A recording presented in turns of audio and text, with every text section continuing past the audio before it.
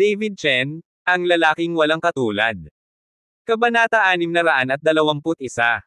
Third Master, paano natin ihahanda ang regalo? Mahinang tanong ng mayordomo.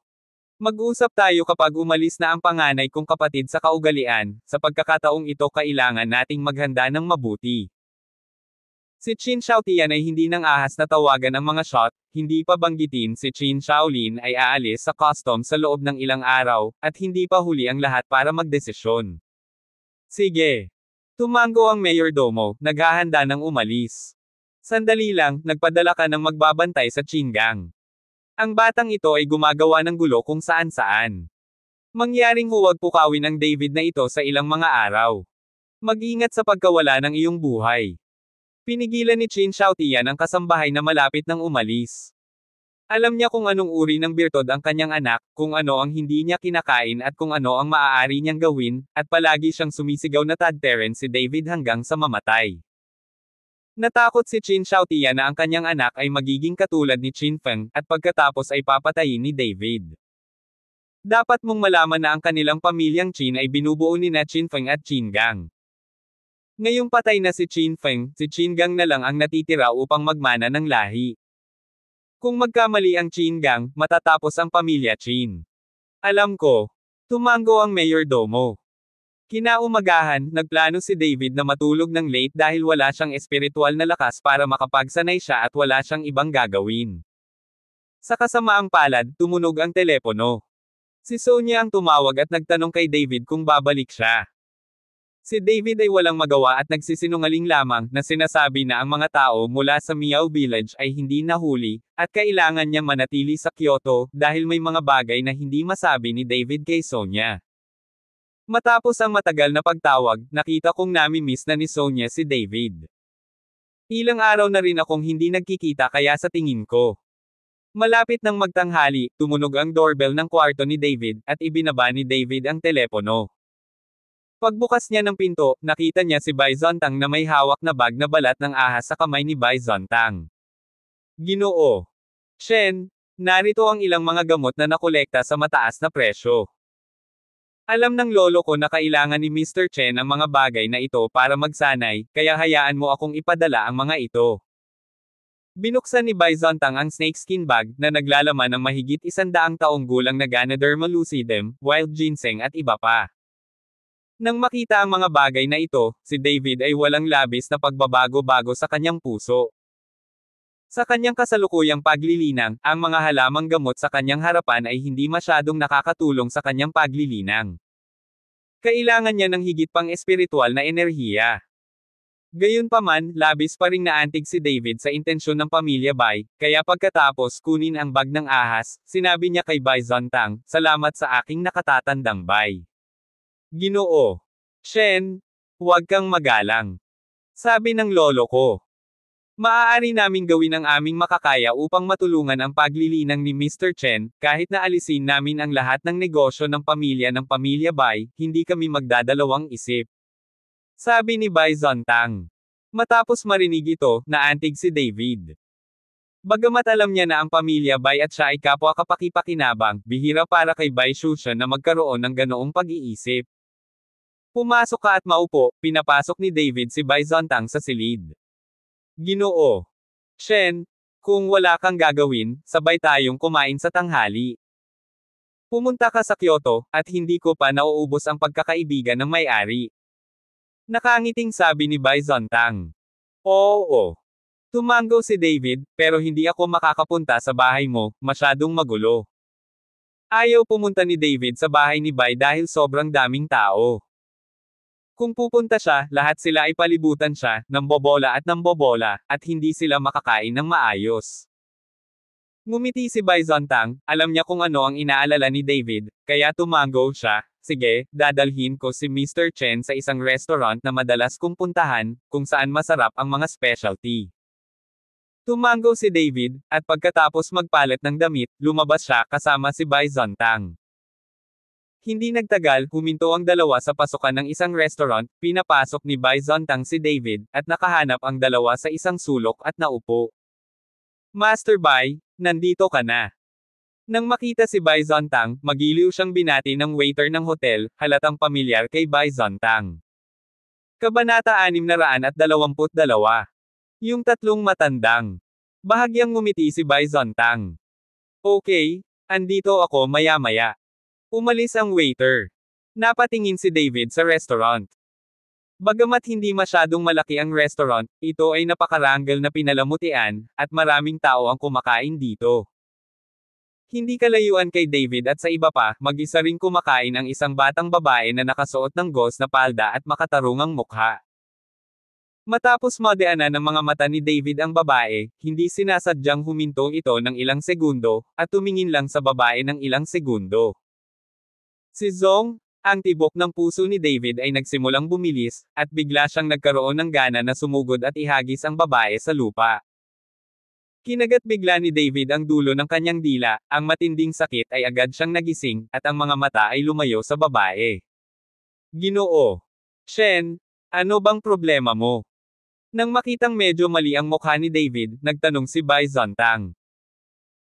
Sa mga sandaling ito ay bumibilis pa rin ang pintig ng puso ni David, namumula na rin ang mukha, bahagyang sumimangot si David, bagamat mainitin ang dugong binata, ngunit sa tingin niya ay napakalakas pa rin ang konsentrasyon nito, ang daming babaeng humahampas ng mga braso sa kanya. Hindi kailanman naging mapuusok si David.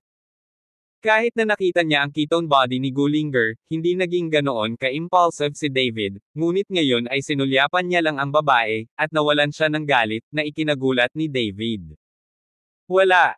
Umiling si David. Tumingin si Bai Zontang kay David, at pagkatapos ay lumingon para tingnan ang babae, dahil ilang beses lang nilingan ni David ang babae, at namula ang mukha nito at kinakapos ang paghinga. Huwag mo siyang tingnan. Nang makitang nakatingin din si Bai Zontang sa babae, nagmamadaling gustong pigilan ito ni David, ngunit sa kasamaang palad huli na ang lahat, at ang mga mata ni Bai Zontang ay huminto na sa dalaga. Matapos titigan ng mabuti ang babae saglit, lumingon si Bai Zontang para tingnan si David, Mr. Shen, may problema ba sa babaeng iyon? Nang makita ni David na ayos lang si Bai Zontang, hindi niya maiwasang makaramdam ng kakaiba, kaya nagtanong siya, nang makita mo ang babaeng iyon, nagkaroon ka ba ng anumang salpok? Hindi. Napailing-iling si Bai Zontang, bagaman maganda ang babaeng iyon, hindi siya ganoon kaganda na sa unang tingin ay mapusok siya. Posible bang nag-iisa si Mr. Chen nitong mga araw na ito at medyo naiinip, gusto mo ba ako? Maghanap ng mga babaeng makakasama ni Mr. Chen. Naisip ni Bai Zontang na si David ay nag-iisa sa mga araw na ito at walang kasama sa gabi, at siya ay medyo naiinip, kaya siya ay mapusok nang makakita ng magagandang babae. Nang marinig ito ni David, bigla siyang napahiya at napailing na lamang, hindi. Bagamat may mga babaeng sama-sama sa kanya, at maraming babae ang nagkakagusto kay David, ngunit si David ay isang maliit na lalaki, at hindi pa niya natitikman ang lasa ng isang babae. Maya-maya, dumating na ang pagkain, binati ni Bai Zontang si David para kumain, ngunit malakas ang loob ni David at hindi niya maiwasang lumingon para tingnan muli ang dalaga. Ngunit sa pagkakataong ito, matagal nang napatitig si David sa dalaga, at wala na itong mapusok na nararamdaman ngayon, na labis na ikinagulat ni David. Nang makitang nakatingin pa rin si David sa babae, ngumiti si Bai Zontang at sinabing, Mr. Shen, gusto mo bang imbitahin ko ang babae sa iyo? Hindi, kain na tayo dali. Nagsimulang iyuko ni David ang kanyang ulo para kumain. Uy, hindi ba ito ang pinakamatandang young master ng pamilya Bai? Nagkataon lang na pumunta ka dito para kumain. Tayo talaga ang itinadhana. Nang nasa kalagitnaan na ng pagkain sina Bai Zontang at David, biglang may dumaloy na boses. Nang marinig ang boses na ito, sumimangot si Bai Zontang at hindi man lang lumingon, ngunit sinabing, Qin Gang, ayaw kitang makausap ngayon, mas mabuting layuan mo ako. Si David naman ay tumangala kay Qin Gang at nakita niya na mukhang ruffian si Qin Gang. Wala siyang hininga sa kanyang katawan, kahit isang mandirigma, ngunit sa likod ng Qin Gang, mayroong dalawang subordinate, na parehong ito ay ang lakas ng Panginoon. Kabanata 623. Bai Zontang, hindi ito ang lugar ng iyong pamilya Bai. Kaya ko kung saan ko gusto, pakialam mo ba? Sabi ni Chingang, diretso pa siyang umupo kasama si Bai Zontang sa isang table, halatang wala siyang pakialam sa sinabi ni Bai Zontang. Naghahanap ka ba ng bogbog?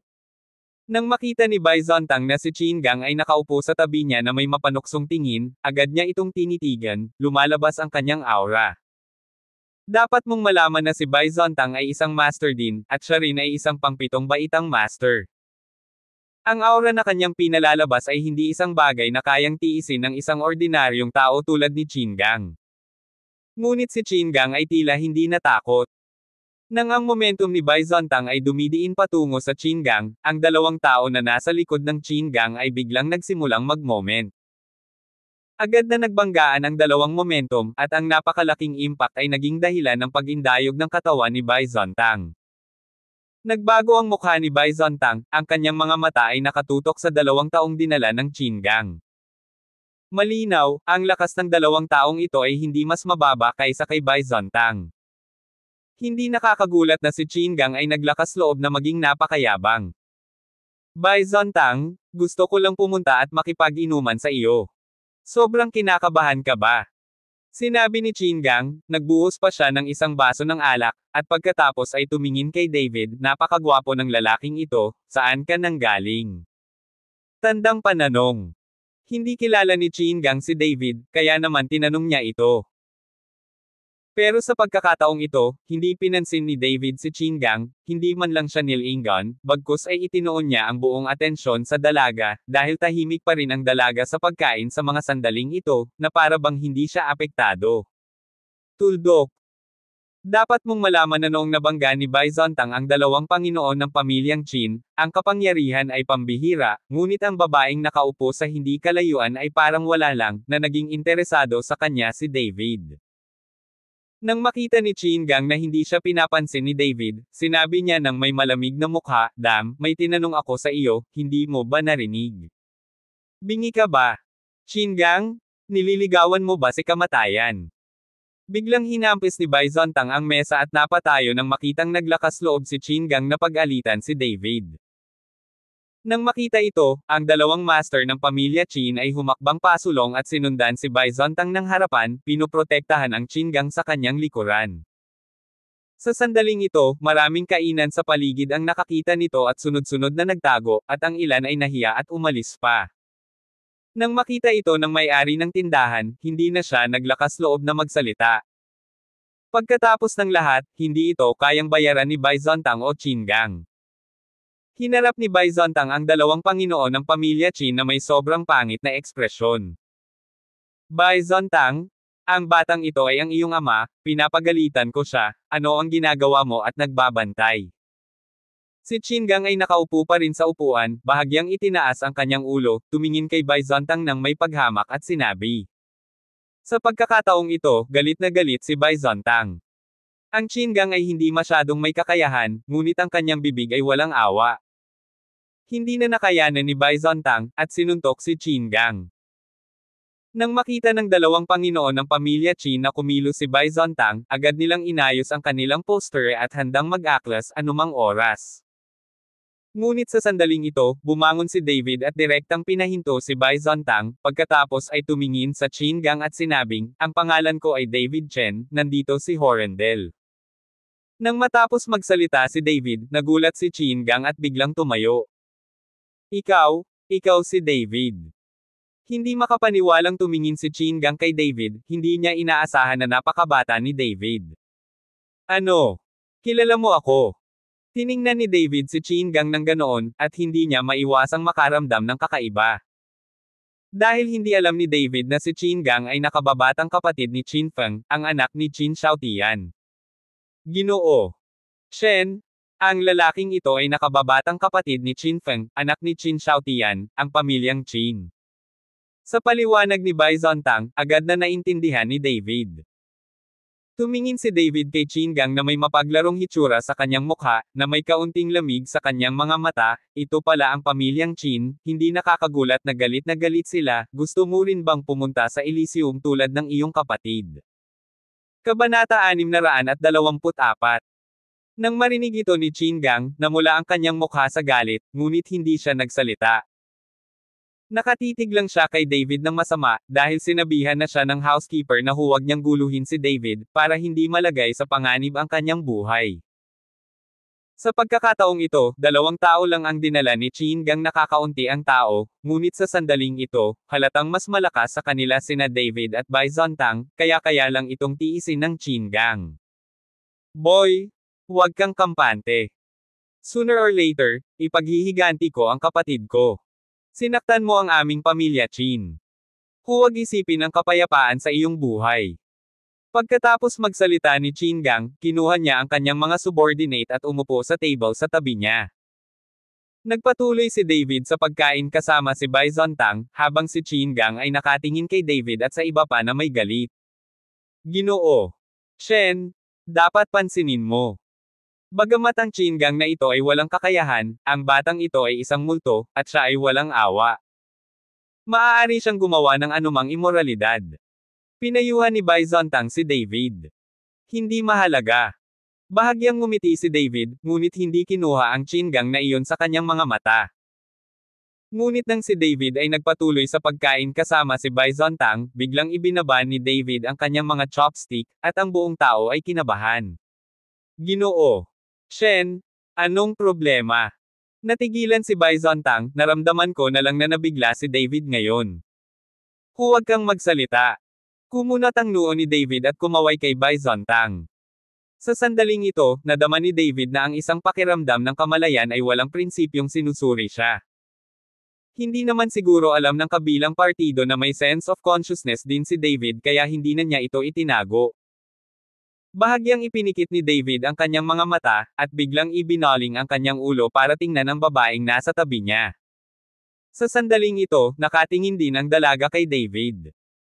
Nang makitang biglang tumingin sa kanya si David, nagmamadaling ibinaba ng dalaga ang kanyang ulo, at mabilis ding umatras ang kamalayan. Puno ng pagtataka ang puso ni David. Hindi niya inaasahan na ang babaeng ito ay isang walang kamatayang magsasaka. Tila mas marami ang mga nakatagong master sa Kyoto kaysa sa inaakala niya. Shen, Mr. Shen, okay ka lang. Mukhang natarante si Bai Zontang, hindi niya maintindihan kung bakit laging nakatingin si David sa babaeng katabi niya. Okay lang, ituloy na natin ang pagkain. Bahagyang ngumiti si David, at nagpatuloy ang dalawa sa pagkain. Sa sandaling ito, napansin din ng Chin Gang na iyon ang batang babae, na may matinding liwanag na kumikislap sa kanyang mga mata, tumayo siya at umupo sa tapat ng babae. Miss, bakit ka kumakain mag-isa, walang boyfriend? Tiningnan ni Chin Gang ang babae na may masamang ngiti, pakialam mo ba kung kasama kita kumain, ang pangalan ko ay Chin Gang, ang pangalawang anak ng pamilyang Chin. Iniunat ni Chin Gang ang kanyang kamay patungo sa babae, naisip na hilahin ang kamay ng babae. Itinaas ng babae ang kanyang ulo, sumulyap lang kay Chin Gang, pagkatapos ay tumayo at naglakad palabas. Nang makita ito ni Chin Gang, natigilan siya. May nilapitan siyang babae, at hindi pa siya natrato ng ganito. Dapat mong malaman na nang malaman ng mga babae na siya ang young master ng pamilya Chin, lahat sila ay umiyak at yamakap sa kanya. Nang makitang hindi siya pinansin ng babae at umalis, si Chin Gang ay agad na nagalit, tumayo at humabol. Nang makita ito, nagmamadali ring bumangon si David at sinabi kay Bai Zontang, pwede kang kumain mag-isa, may gagawin pa ako. Ginoo. Shen, anong ginagawa mo, gusto mo samahan kita? Naisip ni Bai Zontang na hinahabol ni David ang Chin Gang. Hindi, huwag mo akong sundan. Hindi pinayagan ni David si Bai Zontang na sundan siya. Ang batang babae ay isang magsasaka. Hindi alam ni David kung siya ay isang kaaway o isang kaibigan. Kung ang kabilang partido ay tulad ng toro, siya ay pupunta sa bahay ng dragon, at si Bai Zontang ay magiging malas na sumunod sa kanya, sabi ni David. Maaaring may pagkakataon na makatakas. Ngayon ay hindi sigurado si David kung sino ang babaeng ito, ngunit balak ni David na abutin, baka may matutunan siyang mga sekreto ng walang kamatayang mundo sa Kyoto mula sa bibig ng dalaga. Matapos palayasin ni David, nakita niyang lumiliko ang Chin Gang sa isang kalye kasama ang dalawa sa kanyang mga tauhan, at direktang sumunod si David. Nang lumiko pa lang si David sa kanto, nakita niyang pinigilan ni Chin Gang at ng dalawang tao ang babae, at ang maselang katawan ng dalaga ay tila walang magawa sa harap nila ni Chin Gang. Kabanata 625. Little sister, kinausap lang kita, hindi mo ba narinig? Sinasabi ko sa iyo, ito ay iyong pagpapala na makita mo ako, ano ang iyong tinatakbuhan. Sumunod ka sa akin, makakain ka ng masarap at maanghang na pagkain, pwede rin kitang bilhan ng bilya. Tinitigan ni Chin Gang ang babae gamit ang isang pares ng mga mata, at may kumikinang sa kanyang mga mata. Tiningnan ng babae si Chin Gang ng ganoon, at nagmamadaling umatras, ngunit mabilis siyang napigilan ng dalawang lalaking dinala ni Chin Gang. Ang batang babae ay mukhang walang magawa, parang korderong kakatayin. Pero kung mas maraming babae ang ganito, mas excited ang Chin Gang. Little sister, hindi ka makakatakas ngayon, mas mabuting maging masunurin, ang yakap ng kapatid ko ay gusto mong mamatay. Gaya ng sinabi ni Chin Gang, inabot niya at hinawakan ang babae. Ano? Napasigaw ang dalaga, napaatras, at diretsyong itinulak sa dingding. Nang makita ito, nais ni David na magmadali upang tulungan ang batang babae, ngunit pagkatapos na pag-isipan ito, ang batang babae ay maaaring magkaroon ng kamalayan, at malinaw na siya ay isang magsasaka. Paano siya matatakot sa isang ordinaryong tao tulad ni Chin Gang? Kahit na dinala ni Chin Gang ang kanyang mga nasasakupan sa kamay ng dalawang Grandmaster, bilang isang cultivator, imposibleng kahit ang mga Grandmaster ay hindi makayanan ito. Nagpapanggap ba siya? Nagpapanggap na ipakita ito sa iyong sarili, alam mong narito ka. Naisip ito ni David, at ang mga binti na inihakbang niya ay binawi. Gusto niyang makita kung bakit nagkunwaring itinatago ang lakas ng dalaga. Kung hindi ginamit ng babae ang kanyang divine sense para siyasatin si David, imposibleng matuklasan ni David ang pagkakakilanlan ng babaeng cultivator. Hahaha, walang kwenta kahit sumigaw ka, sinong maglalakas loob na pakialaman ako? Pagmamalaki ni Chin Gang. Nang makitang hahawakan na ng kamay ni Chin Gang ang babae, at nakahawak pa rin siya sa sensitibong lugar ng babae, ngunit sa oras na ito ay hindi pa nagsisimula ang babae, ngunit may takot sa mga mata nito. Kumunat ang noo ni David sa sandaling iyon, mali ba ako?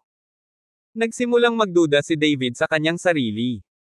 Hindi kaya isang cultivator ang babaeng ito, at ang kamalayan kanina ay hindi inilabas ng isang babae. Kahit na ano, hindi mapanood ni David ang babaeng iniinsulto ni Chin Gang, kaya binalak niyang sumugod palabas. Ngunit hindi pa kumikibo si David nang biglang huminto si Chin Gang, na nakahawak sa babae, at pagkatapos ay tumingin ang buong tao sa babae at ngumisi, at ang sampal sa kanyang bibig ay nasa sahig. Gusto mo ba ako?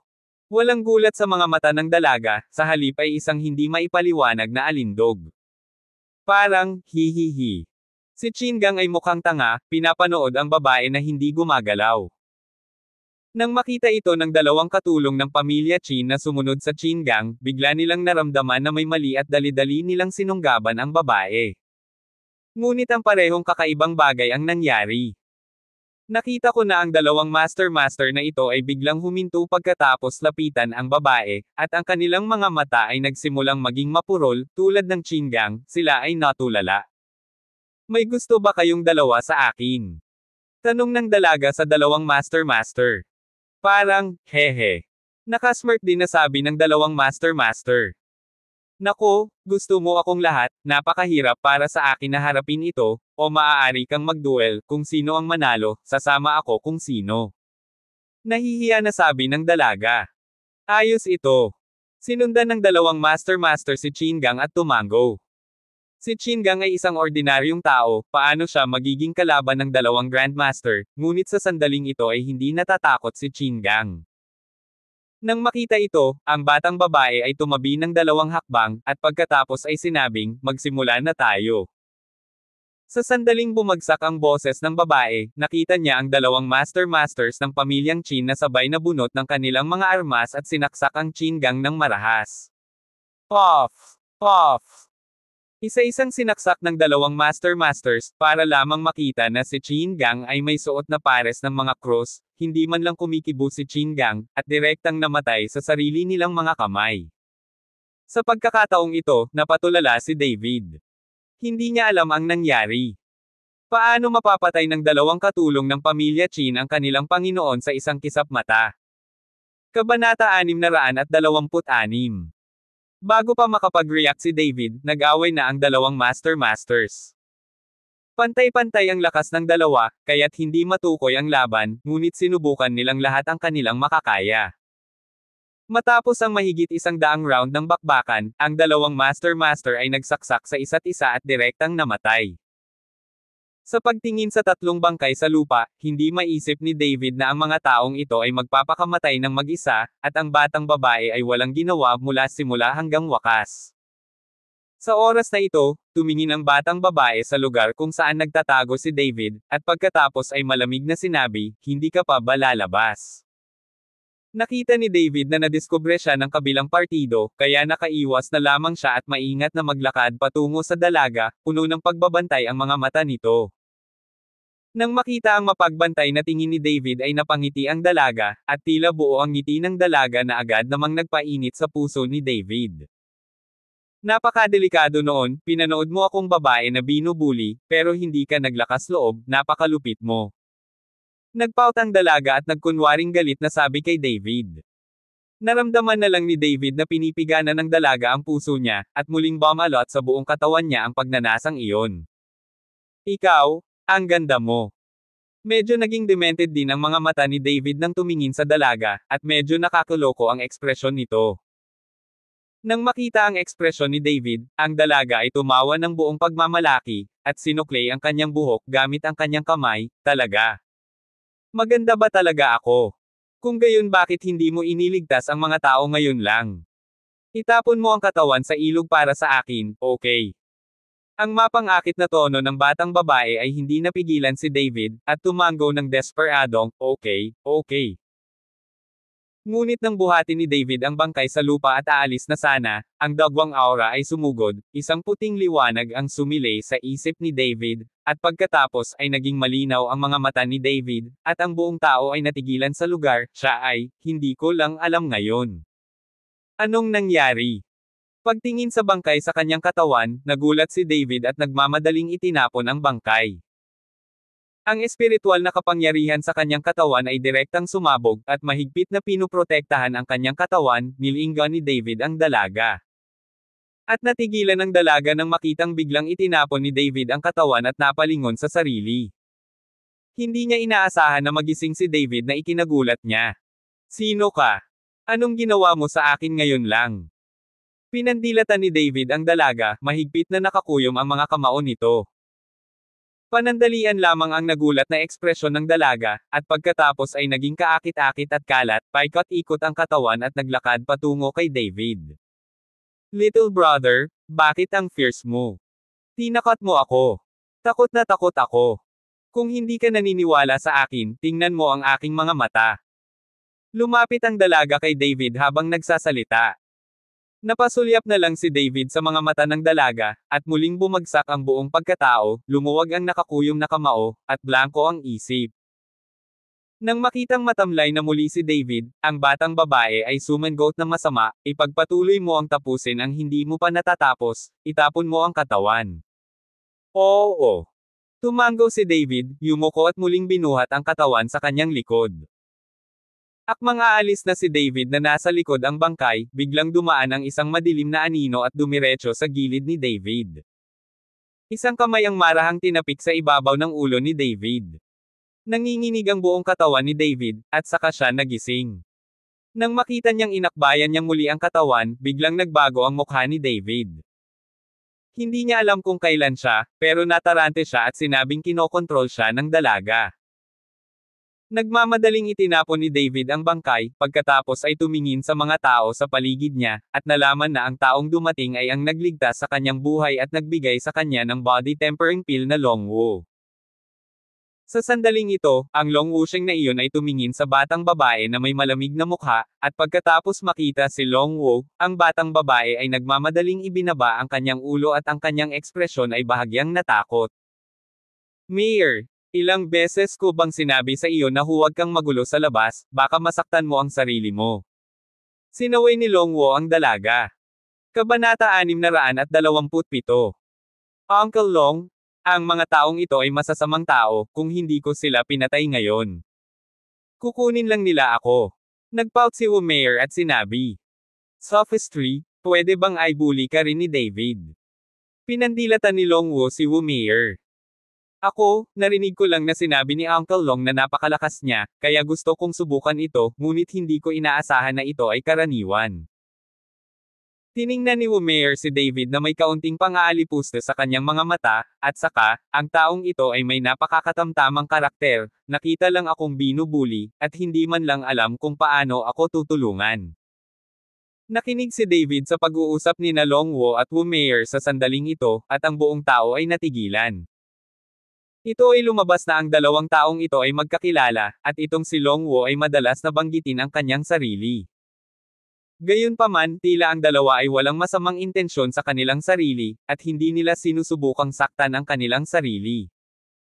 Tumingin si Longwo kay David, hindi siya naniniwala na si David ang uri ng tao na hindi makakatulong sa kanya. Nang makitang nakatingin sa kanya si Longwo, nagmamadaling nagpaliwanag si David, ginamit lang niya ang kanyang divine sense para usisain ako. Alam ko naman na cultivator siya, kaya hindi ko ginawa. Alam kong hindi niya kalaban ang mga taong iyon. Nang marinig ito ni Longwo, ang kanyang mukha ay agad na naging mas pangit. Mayor, sino ang nagtanong sa iyo na gamitin ang iyong divine sense kay David? Kung naiimpluwensyahan mo ang kanyang isip, ito ay isang malaking pagkakamali. Nang makita ang ekspresyon ni Longwo, tila alam ni Wumair na siya ay mali, kaya ibinaba niya ang kanyang ulo at hindi nang ahas na magsalita. Sa sandaling ito, may biglang tunog ng mga yabag, napasimangot si Longwo, hinayla sina Wumair at David at sinabing, hindi ito ang lugar na pag-uusapan, may darating. Naramdaman na lamang ni David ang paninikip ng kanyang katawan, at pagkatapos ay isang sumisipol na hangin ang umalangaw-ngaw sa kanyang mga tainga. Nang mag-react siya, nalaman niyang pumasok siya sa isang maliit na parke. Nagulat si David kay Longwo.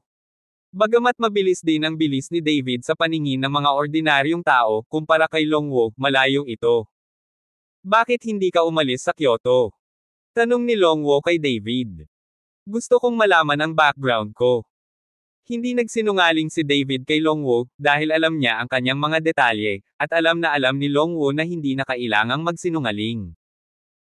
Lumabas ka kaagad sa kabisera, huwag kang manatili dito, masyadong delikado dito, hindi ko sinabi sa iyo, pagkatapos ng 15 ng Hulyo, natural na magiging malinaw ang iyong karanasan sa buhay. Sabi ni Longwo kay David. Kung gayon, maaari ba akong magtanong ng iba? Alam ni David na hindi sasabihin ni Longwo ang kanyang sarili tungkol sa kanyang karanasan sa buhay, ngunit marami pa ring bagay na gustong malaman ni David.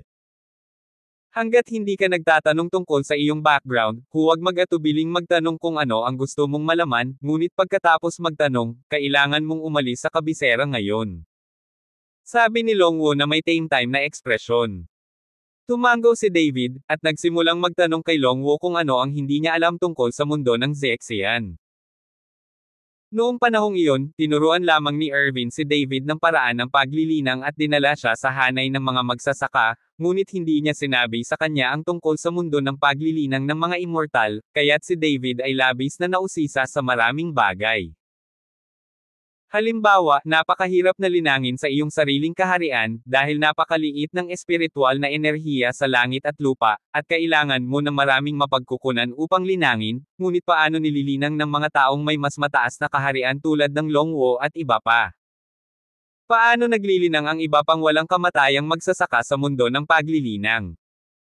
Pagkatapos ng lahat, ang mga mapagkukunan ay limitado. Ang mga gamot na espiritu na higit sa 100 taong gulang, at ang mga batong espiritu ay pawang napakabihirang bagay. At sino ang babaeng ito? Anong uri ng salamangka ang ginamit mo upang mawala ang iyong sarili sa isang sandali, at iba pa? Si David ay patuloy na nagtatanong ng 12-dosenang mga katanungan, at direktang nalito si Longwo, habang si Wumair, na nasa gilid, ay tinakpan ang kanyang bibig at humajejek. Hindi naman mahina ang lakas mo ngayon, at nagtatanong ka pa ng mga batang ito. Hindi ko talaga alam kung paano mo nilinang. Sarkastikong sabi ni Wumair kay David. Kabanata 628. Medyo nahiya si David nang sabihin ito ni Wumair. Ang mga ito ay walang muwang na mga tanong sa kanila, ngunit talagang hindi alam ni David. Naiintindihan ko ang iyong damdamin, sabik kang malaman ang mga ito, ang mga tanong na itatanong mo, mauunawaan mo sa lalong madaling panahon ang iyong sarili, at kung sino siya, kailangan itong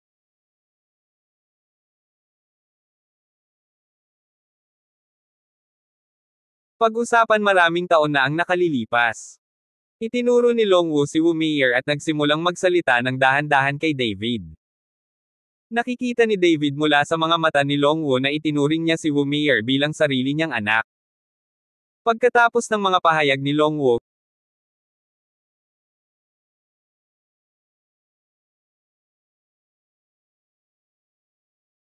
Kabanata 628.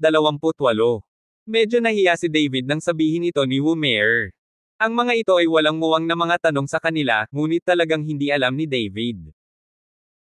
Naiintindihan ko ang iyong damdamin, sabik kang malaman ang mga ito, ang mga tanong na itatanong mo, mauunawaan mo sa lalong madaling panahon ang iyong sarili, at kung sino siya, kailangan itong pag-usapan. Maraming taon na ang nakalilipas.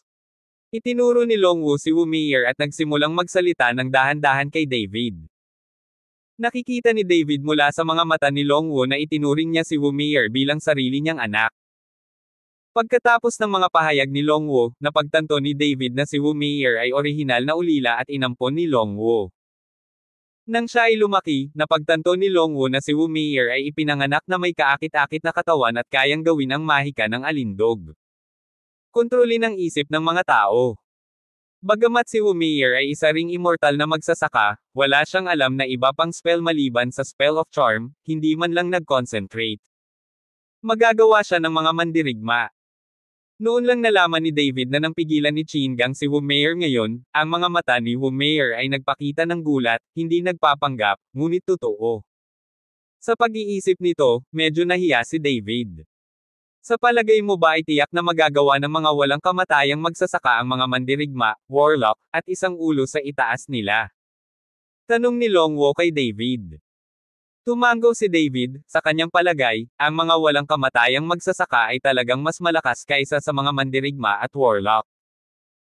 Bahagyang ngumiti si Longwo, sa totoo lang, walang pagkakaiba sa pagitan ng mga monghe at mandirigma, at walang pagkakaiba sa pagitan ng mga warlock.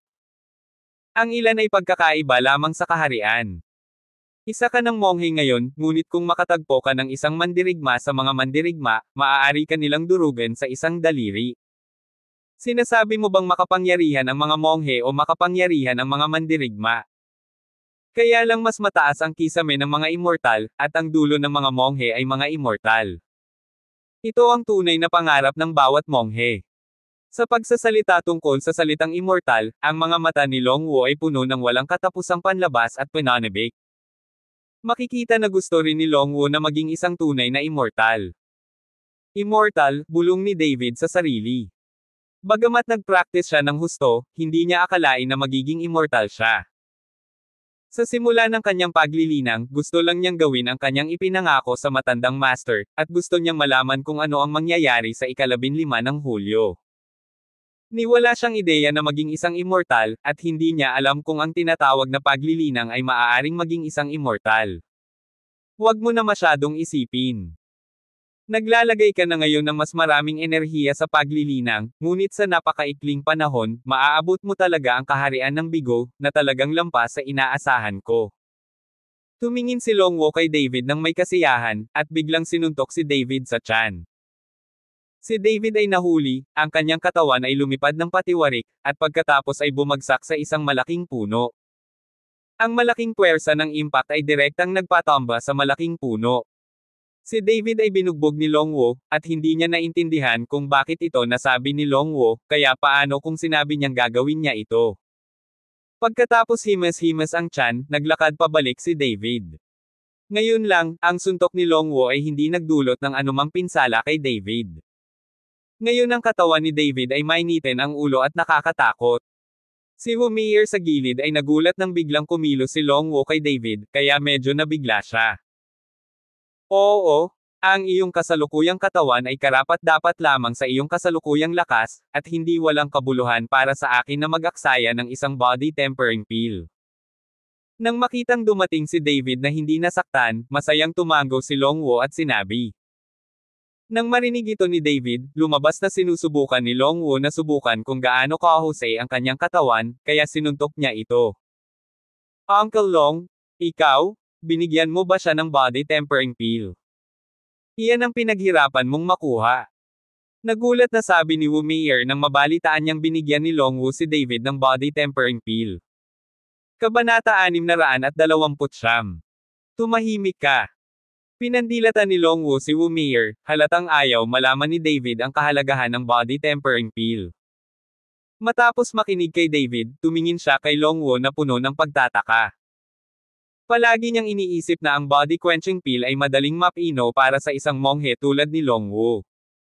Hindi niya inaasahan na ang body quenching pill na ito ay ginawa rin ni Longwo sa lahat ng kanyang pagsisikap. Ngunit ibinigay ito sa kanyang sarili. Sa sandaling ito, alam ni David na ang Longwo na ito ay tiyak na may kaugnayan sa kanya, o maging sa sarili niyang mga kamag-anak. Sa pag-iisip nito, ang mga mata ni David na nakatingin kay Longwo ay puno ng pananabik. Alam mo na ang dapat mong malaman. Umalis ka agad sa Kyoto. Bago lumapag sa hindi kilalang isla noong 15 ng Hulyo, hindi ka pinapayagang pumunta sa Kyoto ng kalahating hakbang. Sabi ni Longwo kay David. Ibinuka ni David ang kanyang bibig at may gustong sabihin, ngunit kinuha ni Longwo si Wu Meier at umalis, at sa isang kisap mata ay nawala siya sa paningin ni David. Sa pagtingin sa nawawalang likod ni Longwo, si David ay natigilan saglit bago tumalikod at umalis. Pagkatapos makahanap ng taxi, binalak niyang dumiretso sa Horendel. Sabik na sabik si Longwo na palayain ang sarili. Alam ni David na siya ay mananatili sa Kyoto, at tiyak na siya ay nasa panganib. Sa kanyang kakayahan, tila napakahirap para sa kanya na gumawa ng pangalan para sa kanyang sarili sa Kyoto. Isang babaeng may lakas ng manok, ginagamit lang niya ang alindog para sundin ang kanyang mga salita. Kung makatagpo siya ng ibang mga Panginoon, walang puwang si David para makipaglaban. Nakaupo sa taxi, pinagmamasdan ang matataas na gusali sa magkabilang panig na dumadaan, si David ay lihim na nanumpa sa kanyang puso, Kyoto, babalik talaga ako. Ang karanasan ni David sa buhay ay nakalibing sa Kyoto, kaya tiyak na babalik si David. Kasabay nito, sa compound ng pamilya Chin, 3 bangkay ang inilagay sa gitna, pinaliligiran ng maraming miyembro ng pamilya Chin, at isang babae ang nakahiga sa katawan ni Chingang na umiiyak ng mapait. Anak, namatay ka ng malungkot, bakit ka namatay? Sabihin mo sa iyong ina, kung sino ang pumatay sa iyo, at tiyak na ipaghihiganti kita. Ang babae ay ina ni Chingang. Nang makita ang kalunos-lunos na kalagayan ni Chingang, umiyak siya hanggang sa mamatay. Sa oras na ito, tiningnan ni Qin Xiaotian ang katawan ng kanyang anak, ang kanyang katawan ay nanginginig ng hindi mapigilan, at ang kanyang mga mata ay naging iskarlata. Sino? Sino ang pumatay sa anak ko? Umungol si Qin Xiaotian, binalot ng kanyang nakamamatay na aura ang buong patio, sa sobrang takot na ang mga katulong ng pamilya Qin ay hindi nang ahas na magsalita, at sunod-sunod na ibinaba ang kanilang mga ulo. Third Master, nag-imbestiga na ako. Sa oras na iyon, nakilala ng Young Master sina Bai Zontang at David sa hapunan, ngunit ayon sa may-ari ng tindahan, lumabas ang Young Master pagkatapos ng isang babae, at sinundan din siya ni David bago matapos ang kanyang pagkain. Si Bai Zontang lang ang naiwan sa hotel, kaya malamang ang Young Master ay napatay ng David na iyon.